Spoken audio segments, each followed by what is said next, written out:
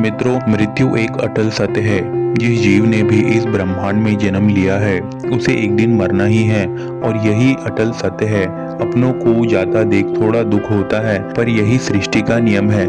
मौत एक ऐसा विषय है जिसके बारे में कम लोग ही बात करना चाहते हैं, क्योंकि उनमें अपनी मृत्यु को लेकर एक भय है। हालांकि हम सब ने एक विधि जरूर देखी होगी, लेकिन उसके बारे में जानकारी कम लोगों को ही होती है।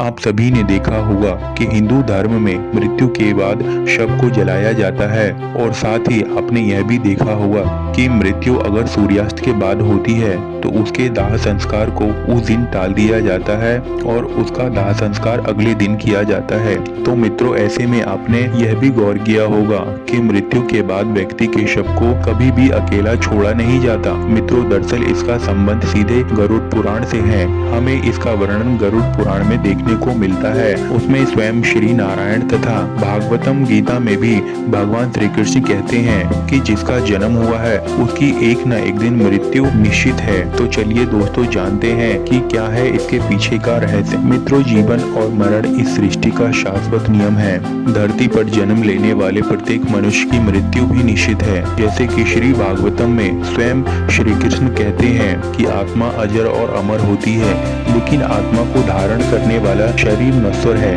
मृत्यु के बाद हिंदू धर्म के 16वें संस्कार दाह संस्कार की रस्में निभाई जाती हैं। अपने परिजन मृत्यु के बाद नश्वर शरीर के लिए विलाप करते हैं और उस नश्वर शरीर को पंचतत्व में विलीन करते हैं। मित्रों, आपने देखा होगा जब भी किसी व्यक्ति की मृत्यु होती है तो उस व्यक्ति की दाह संस्कार तुरंत नहीं किया जाता है। इसके पीछे का वजह यह है कि जब तक उस व्यक्ति का शरीर पूरी तरह शांत नहीं हो जाता तब तक दाह संस्कार नहीं कर सकते हैं। साथ ही इसके पीछे दूसरी वजह यह भी है कि उस व्यक्ति के आत्मजन रिश्तेदार का इंतजार किया जाता है, जिससे वह उस व्यक्ति के अंतिम दर्शन कर सके। साथ ही मित्रों, शव को अकेला नहीं छोड़ने के पीछे कारण यह है कि कई बार आपने देखा होगा कि जब किसी व्यक्ति की मृत्यु होती है तो शव अकेला नहीं छोड़ा जाता है। इसके पीछे का कारण यह है कि जब किसी व्यक्ति की मृत्यु सूर्यास्त के बाद होती है तो शव का दाह संस्कार नहीं किया जाता है और शव के पास कोई न कोई व्यक्ति मौजूद रहता है, क्योंकि गरुड़ पुराण के